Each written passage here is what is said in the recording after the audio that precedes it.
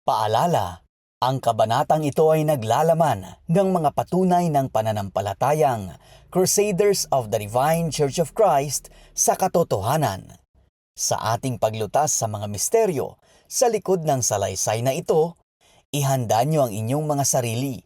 Buksan ang inyong isipan sa rasyonal na diskurso. Hayaan niyong ilakbay namin kayo sa mga hawak na patotoo. Ihanda ninyo ang inyong mga sarili dahil panahon na para mapakinggan at bigyang daan ang boses ng krus.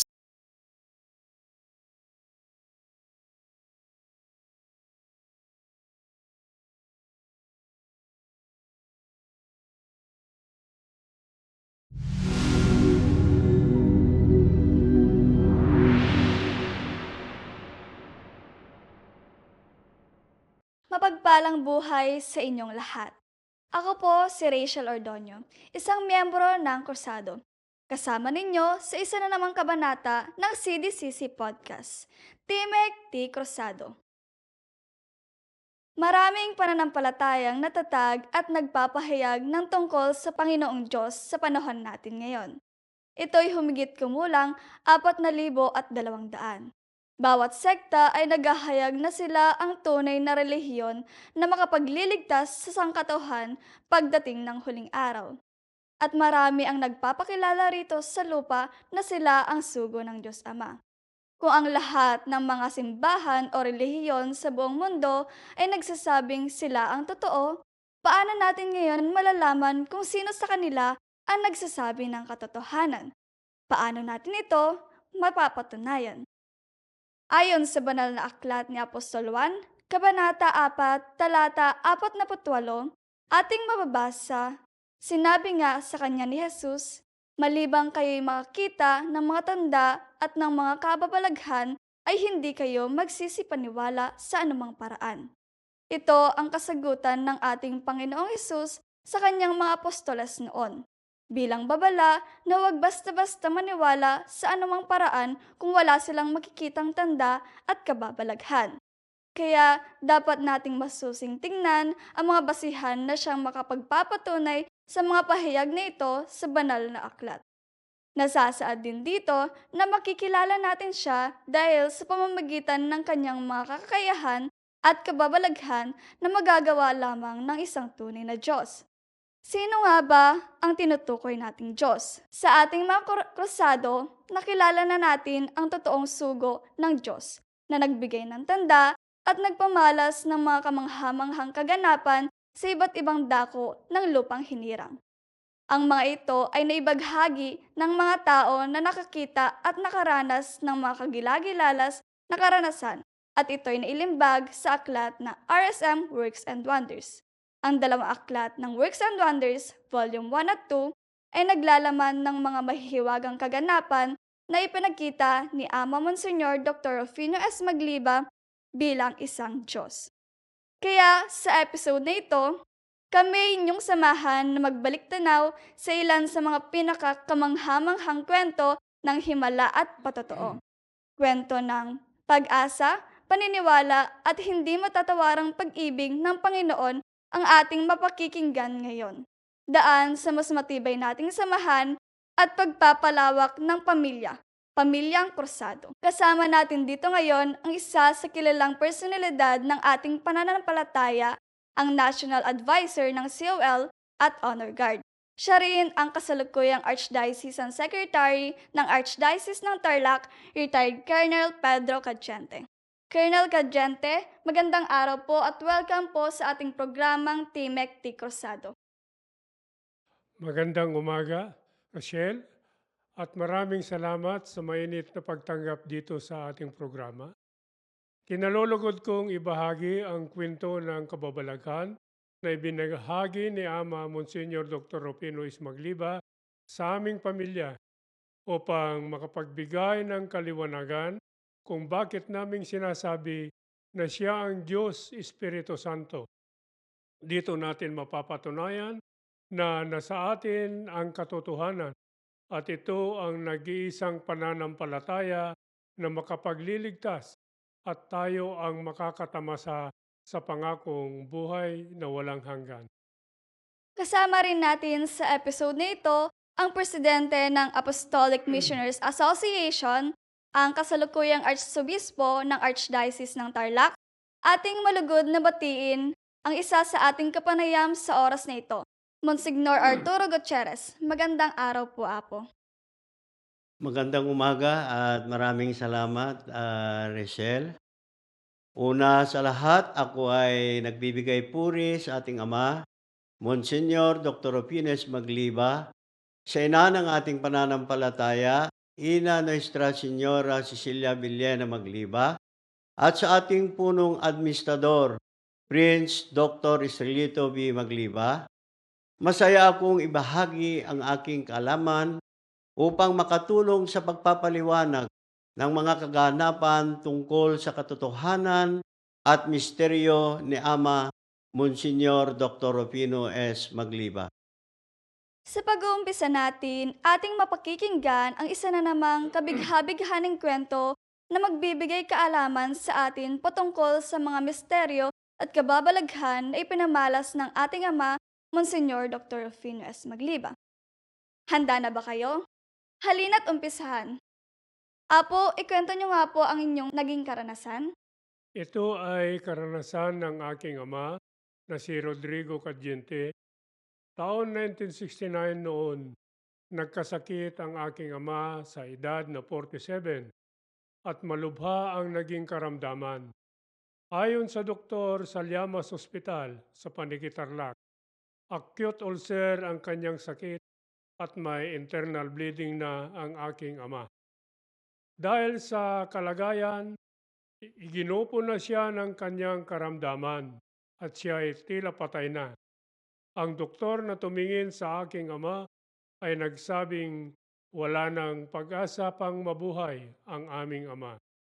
Ano pat, dinala na siya sa morgue ng ospital at doon na lamang daw hihintayang malagutan ng hininga at doon na rin kukunin ang kanyang mga labi.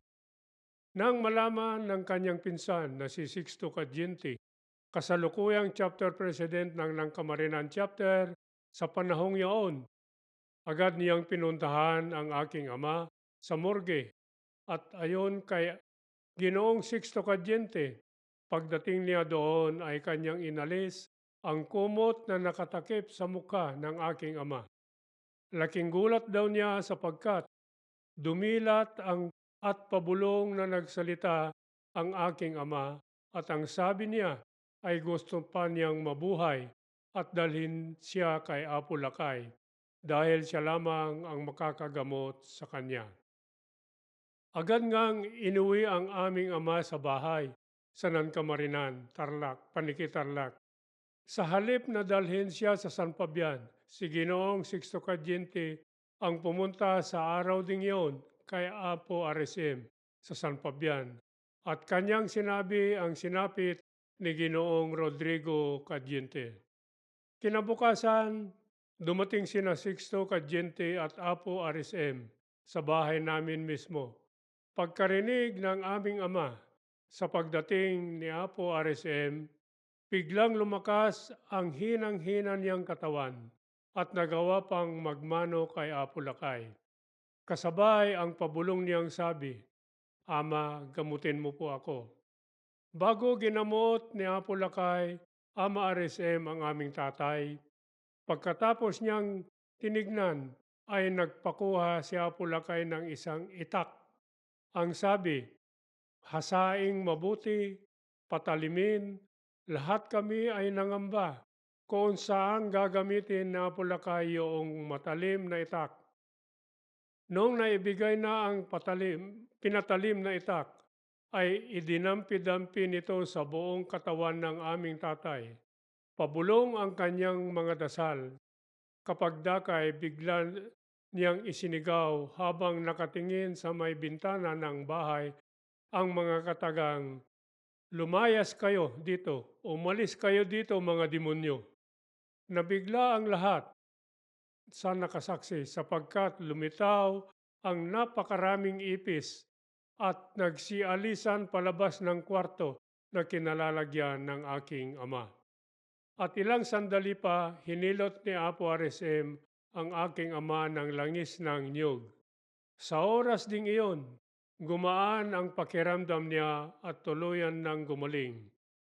Bago umalis sa Pulakay noon, ay nagbilin siya na kumuha kami ng damong bakbaka sa Ilocano.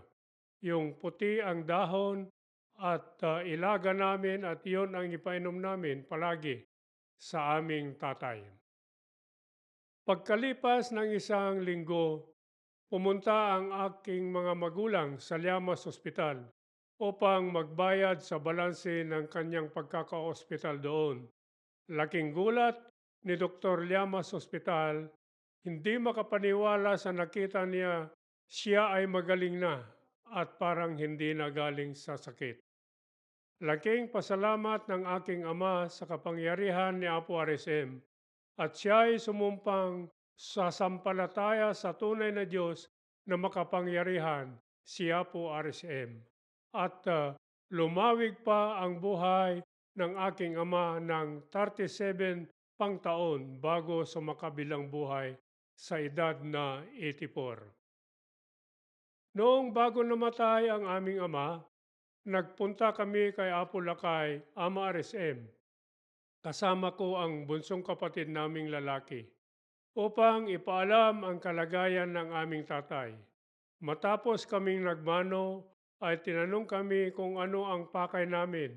Sinabi ko ang kalagayan ng aming tatay at kung pwede pang madagdagan pa uli ang buhay niya. Tinanong ni Apo Lakay kung ang tatay namin ay yung matangkad na matanda na ginamot niya at binuhay niya noon makalipas ang halos 40 taon na ang nakalipas. Palagi niyang hinahanap tuwing pupunta si Apo Lakay, Ama RSM dito sa probinsya ng Tarlac. Sinabi ko na siya nga po Apo. Tumahimik saglit si Apo Lakay pagkatapos sabi niya, hayaan na nating mga anak, matanda naman na siya at mahina na ang katawan niya. Matagal naman na siyang matagal na yung ibinigay kong extension ng buhay niya. Pagpahingain na natin siya, mga anak. Ito ang sabi na Apo Lakay, Ama RSM sa amin. Nalungkot man kami sa sinabi na Apo Lakay, ay nagpasalamat pa rin kami dahil kung hindi ginamot ni Apo Lakay noon, matagal na sanang namatay ang aming tatay. Noong nagmano ulit kami at magpaalam na, ay may tumawag sa cellphone ko at sinabi na lang namatay na ang aming tatay. Bago inilibing ang aming tatay ay nagmisyon si Apo Lakay sa Santa Ignacia Chapter at nasabi sa kanya na ililibing na ang aming tatay sa araw na iyon, araw ng linggo.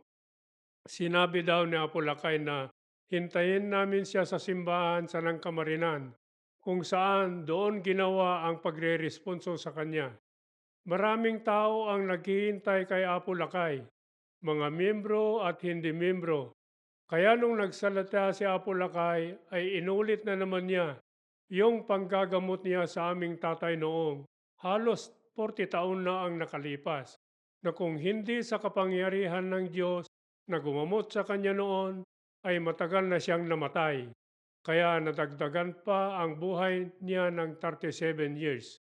Ang daming namanghas sa binanggit ni Ama RCM, lalo na ang mga nakarinig na hindi membros at lalo namang tumingkad ang pananampalataya namin at mga membros na si Apo Lakay ay talagang Diyos. Ayan po, talaga pong nakakatindig balahibo po ang inyong kwento. Ang ginawang kababalaghan ni Ama RSM ay hindi gawa ng pangkaraniwang tao lamang. Kung babalikan po natin, nais ko pong malaman kung ano po yung naging reaksyon nyo ng mga oras na iyon. Ako ay labis na namangha sa aking nasaksihan na ginawa ni Apo Lakay, Ama RSM. Dahil walang makakagawang sino mang tao, kahit mga doktor pa. Hindi nila magagawa ang aming nakita na makakagamot at magpapalayas ng mga demonyo sa katawan ng isang tao kung hindi ang Diyos lamang, at ito ay pinamalas ni Ama RSM. Sobrang mahiwaga at kapanipaniwala. Talaga nga naman pong nakakabilib. Kahit po akong nakikinig lamang ay namangha sa ipinakitang kababalaghan ni Ama RSM. Apo Arsobispo, meron po bang patunay sa banal na aklat sa mga ginawa at ipinakita ng Panginoong Hesus? Madam Rachel, oo. Kagaya ng Panginoong Yesus, siya ay bumuhay ng patay at ito ay mababasa sa Lucas, ang Kabanata 7, talata 11 hanggang 17. Ang talata 11, pagkatapos nito, nagpunta naman si Jesus sa isang bayang tinatawag na Nain. Sumama sa kanya ang mga alagad at ang napakaraming tao. Talata 12, nang malapit na siya sa pintuan ng bayan, may isang lalaking namatay na dala ng mga tao patungo sa libingan. Ito ay kaisa-isang anak na lalaki ng isang byuda. Napakaraming tao mula sa bayan ang sumama upang makipaglibing. Ang talata 13, nahabag ang Panginoon ng kanyang makita ang ina ng namatay, kaya't sinabi niya rito, "Huwag kang umiyak." Talata 14, nilapitan niya at hinipo ang kabaong at tumigil ang mga may pasan nito. Sinabi niya, "Binata, sinasabi ko sa iyo, bumangon ka." Talata 15, bumangon ang patay at nagsalita, at siya ay binigay ni Jesus sa kanyang ina. Talata 16, natakot ang lahat at sila ay nagpuri sa Diyos. Sabi nila, dumating sa atin ang isang dakilang propeta, dinalaw ng Diyos ang kanyang bayan. Sa talata 17, at kumalat sa buong Judea at sa palibot na lupain ang balitang ito tungkol sa ginawa ni Jesus. Ayan, salamat po. Ayon po sa inyong pananaliksik sa banal na aklat, maaari niyo po bang ibahagi ang mga kababalaghang ipinakita na ang Poong Hesus noong siya ay nakisalamuha dito sa lupa? At gayon din kay Apolakay na ang iba ay nakalimbag na sa work and wonders. At sa paanong kaparaanan po, nagkaroon ng pagkakalihintulad ang katangian ng Diyos Ama, ng Diyos Anak at ang pininiwalaang nating pangalawang sugo na si Ama Monsignor Dr. Rufino S. Magliba. Oo, Madam Rachel. Kung ano ang ginawa ng Diyos Ama at Diyos Anak sa kanilang pagpapatunay sa kanilang pagka-Diyos sa mga taong kanilang pinili, ay gayon din kay Apolakay. Ang Diyos Ama sa kanyang kapanahunan ay bumuhay ng gamot at nagbigay ng mga kagilagilalas na pangyayari sa kalikasan, at ganon din ang Diyos Anak na si Poong Jesus. Sa kapanahunan naman ng Diyos Espiritu Santo, nang walang iba kundi si Ama RSM, ay ganon din ang kanyang ipinamalas na pagpapatunay sa kanyang sarili sa pamamagitan ng tanda at kababalaghan ay kanyang ginawa kagaya ng mga nakatala sa kanyang Works and Wonders, Volume 1 and 2, ay nanggamot, bumuhay ng tao, nagpalaya sa mga masasamang espiritu, at nagpamalas ng kapangyarihan tungkol sa kalikasan, at mas higit pa ang kanyang ginawa kaysa Diyos Anak na may 37 lamang na naitalang kababalaghan ayon sa Biblia. Tunay na kagilagilalas. Ang mga katangian ng isang Diyos Ama, Diyos Anak ay nakita rin kay Ama RSM. Kaya dapat natin itong isa-puso, isa-isip at isawalat sa lahat ng dako.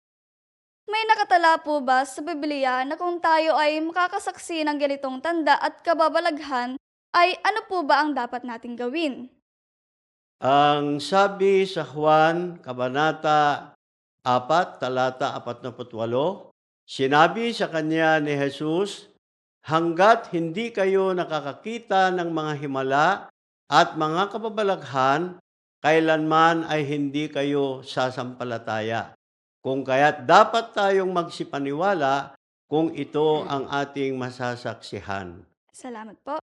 Colonel Cadjente, bilang isa po sa mga nakasaksi sa hindi pangkaraniwang himala ni Ama RSM, paano po nagbago ang inyong buhay at pananaw matapos niyong maranasan ang himalang ito?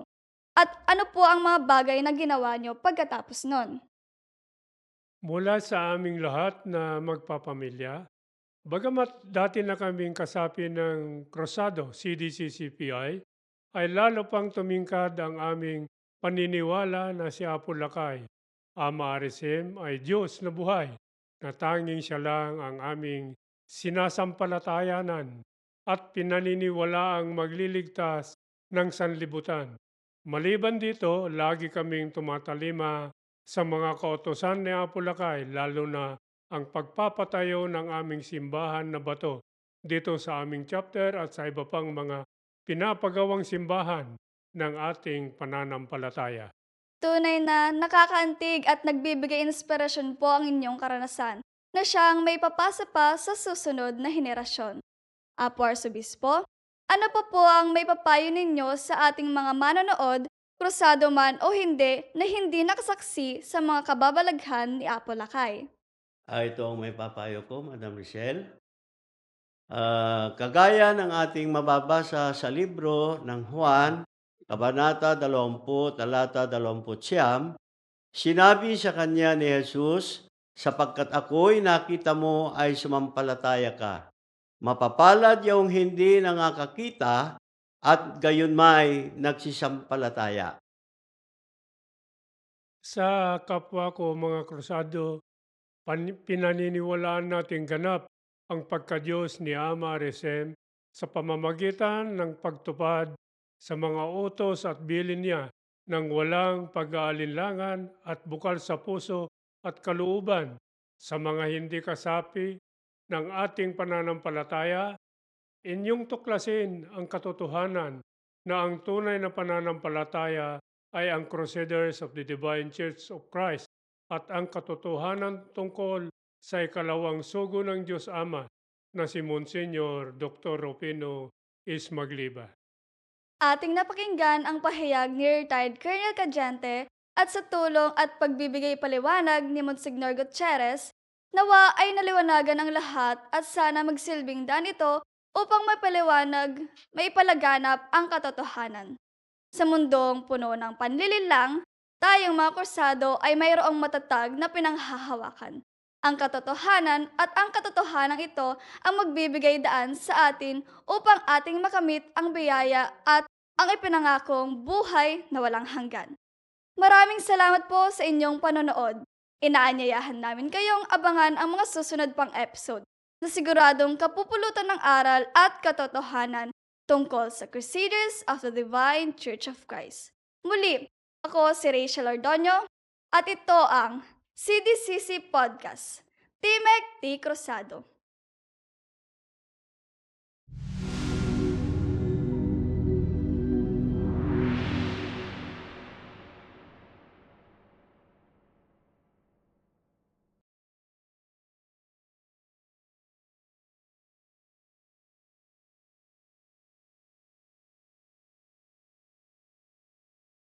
Ang kwentong ito ay mababasa sa Volume 1 ng RSM Works and Wonders ng ating pananampalataya, Crusaders of the Divine Church of Christ.